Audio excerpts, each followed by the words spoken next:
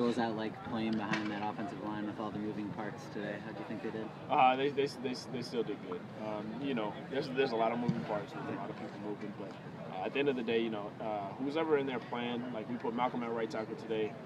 We had a lot of, I think, Kobe was in there. We had Carl was in there. There was a lot of guys moving, but at the end of the day, what it comes down to is just performance. Who's ever in there, I'm gonna trust, and we're gonna get the job done either way. I mean, there's no more making excuses for who we don't have, who we do have.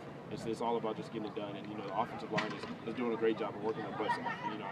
I would use different words for that, but they're really working hard. So they're gonna be good this season. Sign that the depth's maybe a little bit better, that you can't have a few guys out and then.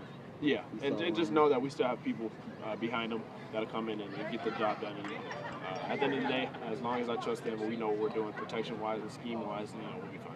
Does it make you kind of appreciate what Caleb was bringing to the table for the first 2 weeks? Oh yeah, Caleb's a monster. But like I said, nobody's going to be. Well, hopefully everybody will be healthy 100% of the time. But sometimes it'll be nicks and bruises. People will be out for a little bit. But who's ever in there, we're going to have to work with it and play our game. What have you noticed with Craig Lee in terms of pass protection? Craig Lee has came a long way. And he's still developing as a young running back, but he has such an upside to him. And once he gets it and understands the game and really gets the concepts of everything we're doing, then he's going to be lights out. The worry with him was always pass blocking. I'm sure you probably have seen a little bit of him blocking. Yeah. Do you think he's improved? Yeah. Tenfold. I mean, from where he was when he first got here to where he is now, he's come a long way.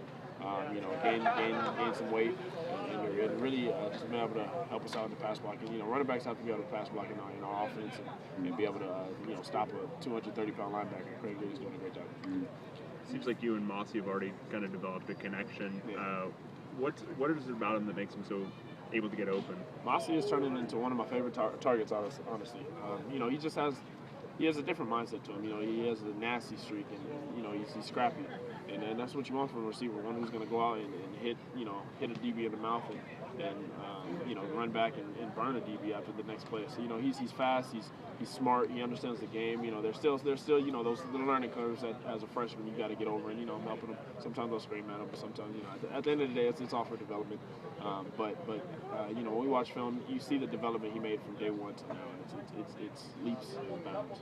Seemed like Thomas Duarte looks like he's becoming one of your favorite targets too. Is that correct? TD is a monster, and I mean just the way he can run. I mean, he's sort of deceptively fast, and he can get away from the defensive back and out jump him.